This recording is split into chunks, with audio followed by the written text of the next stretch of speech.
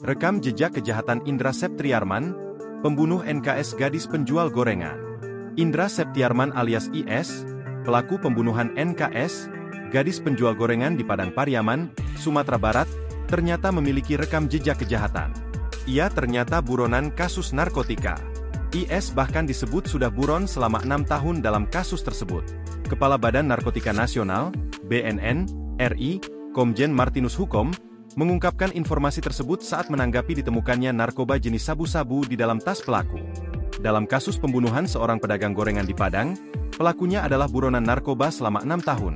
Ucap Martinus di Jakarta, Jumat, 20 September 2024, dikutip dari kompas.com oleh Tribun Padang.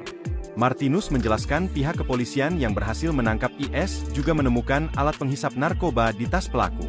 Ia menambahkan narkoba dapat memicu munculnya kejahatan lain, termasuk kekerasan seksual. Lebih lanjut, Martinus menyatakan pemberantasan narkoba perlu dilakukan secara masif guna mencegah maraknya kejahatan di masyarakat. Jika tidak, kata dia, kejahatan jalanan akan semakin meluas. Sebelumnya, polisi menemukan narkoba jenis sabu beserta alat hisap di tas milik tersangka yang meruda paksa dan membunuh gadis penjual gorengan, Nia Kurniasari.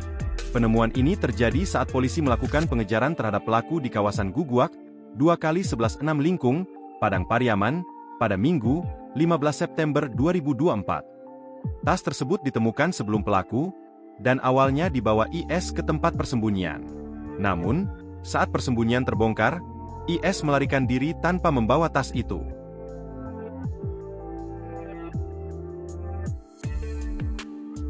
Download Tribun X sekarang, menghadirkan lokal menjadi Indonesia.